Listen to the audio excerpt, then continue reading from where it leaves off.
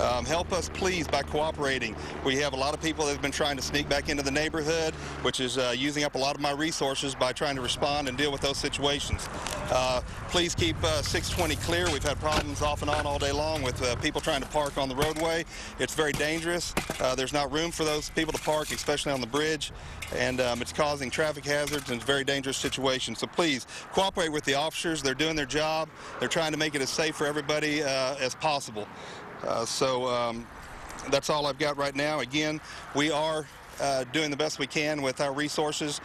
We are stretched very thin, and hopefully we'll have some answers for these other contingencies and tomorrow. So thank you.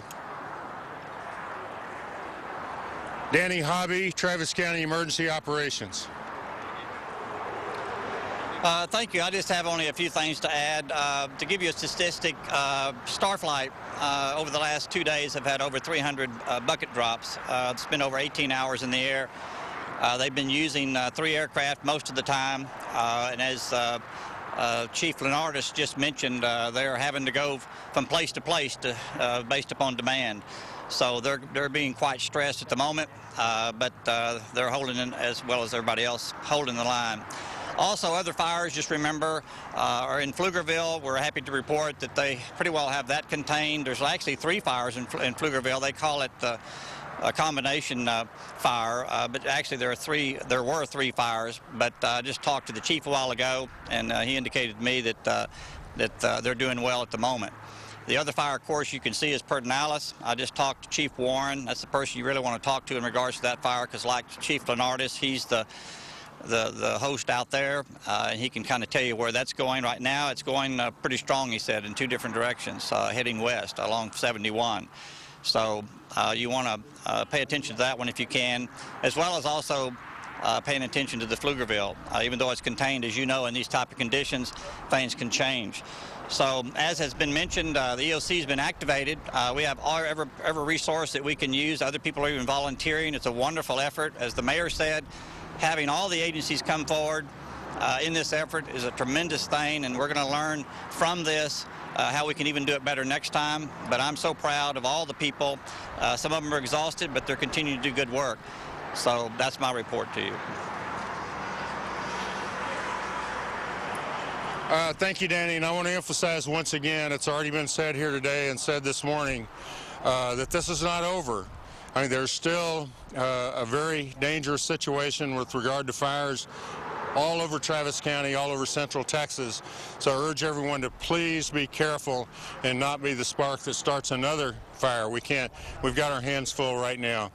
As was just said, the Pflugerville fire is contained.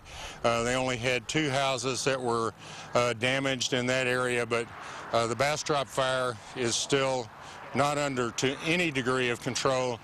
Basically what they're trying to do right now is wait for the wind to die down, and right now try to protect people and to the extent that they can property. So with that, we'll take any questions that you might have, and all these folks up here will be available for one-on-one interviews if that's what you would prefer. The damage assessment? Pflugerville was only 2 homes that were damaged. I talked to the mayor of Pflugerville this morning, and that's what he told me. As a matter of fact, he's an insurance agent, and he was out there making an adjustment on one of the homes himself.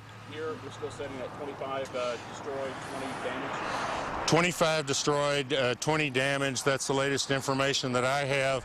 And the fire is now 25% contained, which is an improvement over this morning.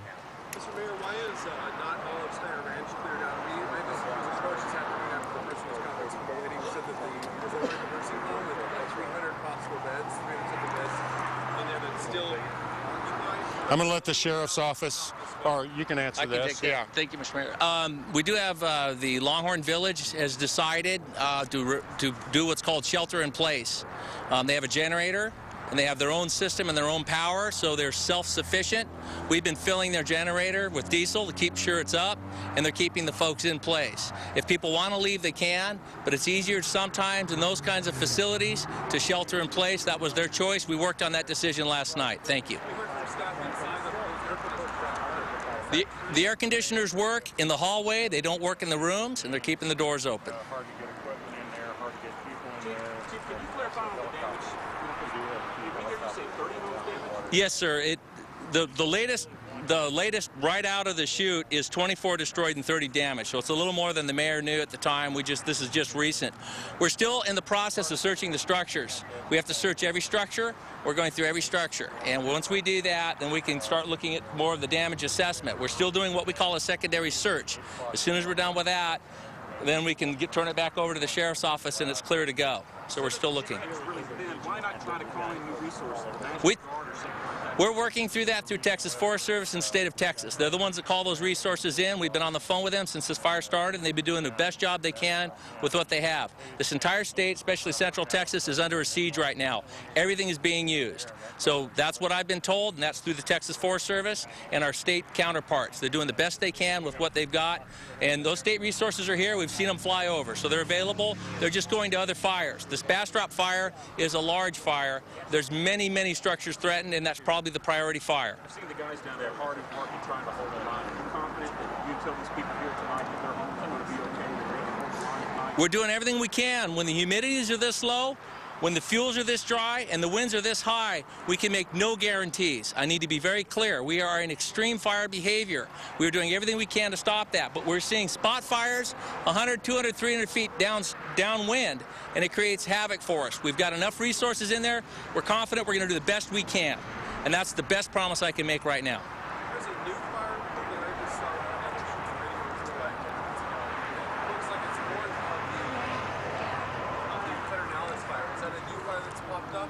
To the best of our knowledge, we believe that is the same fire, and you're looking at 3 different heads of that fire. It's burning in 3 different directions or 3 different offshoots from the same fire. Mayor, can you talk to us? I know y'all are asking for extra firefighters in Austin. I know there's no active fires in the city. Are y'all stretched thin as well? Yeah, the city of Austin has gone down to 30% manning level. Yesterday, last night, and this morning. We're going to try to improve that level because the danger of fire in the city of Austin is real too. I mean, there's a lot of wooded areas just like this within the city of Austin, around Jester and western Travis County. So, and also we're getting to the point where firefighters, not just Austin's, but all of them, need a little bit of relief. So we need to think about that too. Also wanted to mention, we didn't mention the Pedernales fire, which we just talked about the smoke. I've just been informed there have been 20 structures destroyed in that fire. Of course, you realize most of those homes are spread out on acreage type tracts. But that fire is potentially very dangerous, and we got to keep a close eye on it.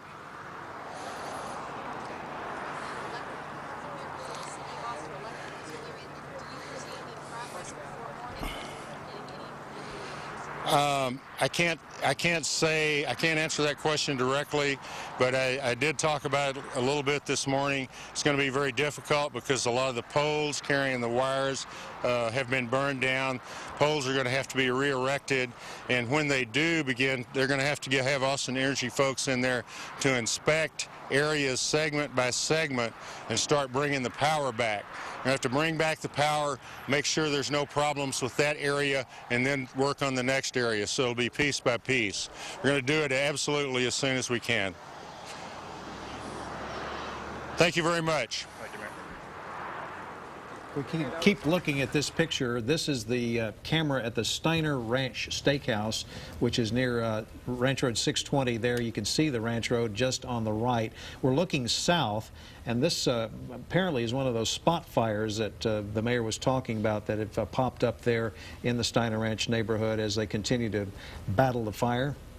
Fire Chief Leonardo saying that this fire still has what he calls 3 heads, 3 points. He thinks this is probably one of them still popping up. The latest numbers from this news conference here, the Steiner Ranch fire, 125 acres burned, 25% contained. There have been 24 structures destroyed, 30 more damaged.